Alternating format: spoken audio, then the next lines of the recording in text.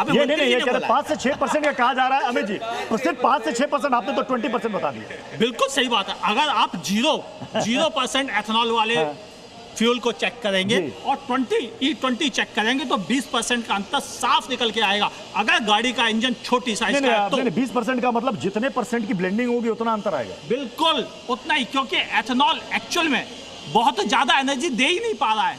आप ध्यान से देखें, अभी हाल में मैंने E85 और E20 का कंपैरिजन टेस्ट किया है और उसमें ये अंतर पूरे 24% का है। आप ध्यान से समझे, 100 रुपए के E85 फ्यूल में गाड़ी चली है 42 किलोमीटर जिक्सर और वही E85 फ्यूल में चली है केवल 28 किलोमीटर। अब आप अंतर जमीन देखिए, जबकि 100 रुपए का ही फ्यूल दोनों में भरा गया।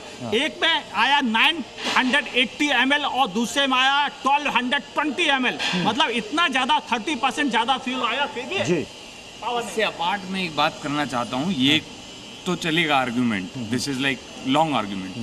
हमारा पानी का लेवल कितना डाउन हो रहा है और उसमें कितना इथेनॉल की प्रोडक्शन हमारा वाटर ले रही है। ये एक बहुत ग्लोबल एक पैंडेमिक जो हो जाएगा, हमारा पानी की स्केर्सिटी जब होगी, उस सिचुएशन को कोई नेता, कोई मंत्री, कोई नहीं देख रहा। तो this is a matter to be discussed. तो सर एक चीज़ और बताइए, आप लोग दोनों तो एक्सपर्ट हैं, जैसे इन्होंने एक बात बताई वो बात तो सच है कि ठंड के दिनों में चूंकि एसी नहीं चलता तो गाड़ी की माइलेज बिल्कुल सही हो जाती है। गर्मी के दिनों में दबा के एसी चलता है, हाँ, तो उसमें गाड़ी की माइलेज कम होती है।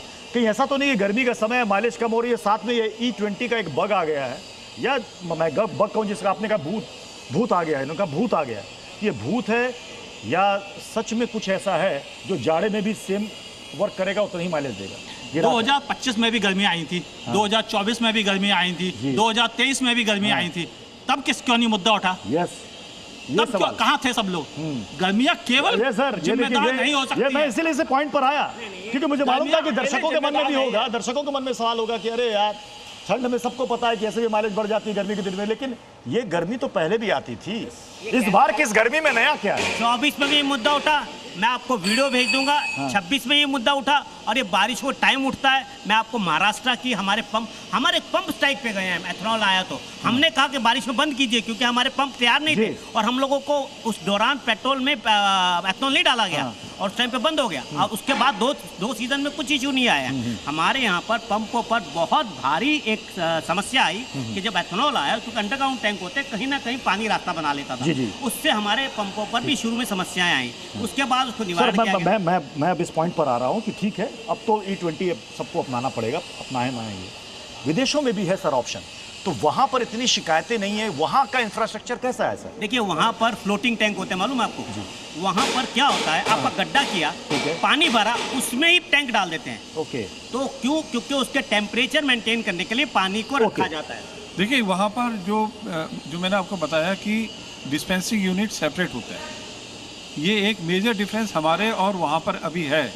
जो मेरे को लगता है यहाँ सरकार को एक आज ही तो कल शायद करना पड़ेगा कि E20 या E30, अभी E27 की बात कर रहे हैं और आगे भी हम बात कर रहे हैं, तो दोनों जो तो क्या सर जो गाड़ियाँ, कई लोग ये भी कह रहे हैं कि भाई कल को बीमा कंपनियाँ, कुछ लोग तो ये भी डाल दे रहे हैं कि बीमा कंपनियों ने मना कर दिया, हम तुम्हारा बीमा करेंगे ही नहीं, तुम्हारी गाड़ी E20 के लिए बनी नहीं, हम काहे के लिए इतना झंझट लें? एक्चुअली में बीमा कंपनी तो मना करेंगी क्योंकि गाड़ी में कहीं लिख के थोड़ी आता है कि हम E20 की वजह से खराब हो गए हैं। तो फिर कैसे प्रूफ करोगे? कंपनीज के पास जाइए, वो कहते हैं आपके में फ्यूल गंदा भरा है इसलिए खराब हुई है गाड़ी। वो कभी एक्सेप्ट ही नहीं करते कि इसके पीछे का मेन कॉज एथेनॉल है। अभी तो कम समस्या है, ये बरसात की समस्या देख रहे हैं, सर्दियों का इंतजार कीजिए, कोल्ड स्टार्ट नहीं होंगी गाड़ियाँ, फिर कौन आएगा सामने खड़े होकर बात करने? मतलब ये हो सकता है सर? बिल्कुल होगा सर, ठंडी जगहों पे आप स्टार्ट करके दिखाना गाड़ियों को, सब दौड़ेंगे लाइन लगाकर। चलिए पॉइंट है जल्दी कि जब ये CNG हमने चालू किया था तब भी लोगों ने ऐसी हवाएं फैलाई थी और ये टेक्निकल रीजन दिए थे। इसी तरह से E20 में हो रहा है, ये सब चीज़ समय के बाद शांत हो जाएंगी। देखिए जो दिक्कतें हैं, समस्याएं सामने आ रही हैं, अब कितनी सच है, कितनी झूठ है, कितना भ्रम है, उसमें कितनी हकीकत है, लेकिन ये सारी चीज़ें आ रही हैं और मुझे लगता है कि ये सबके संज्ञान में है, सरकार सिस्टम सबके संज्ञान में, और इस पर काम भी हो रहा है। आने वाले वक्त में हो सकता है कि इस तरह की शिकायतें आने बंद हो जाए, उम्मीद तो हम यही करते हैं। बहुत बहुत शुक्रिया सर आप सभी का हमारे साथ।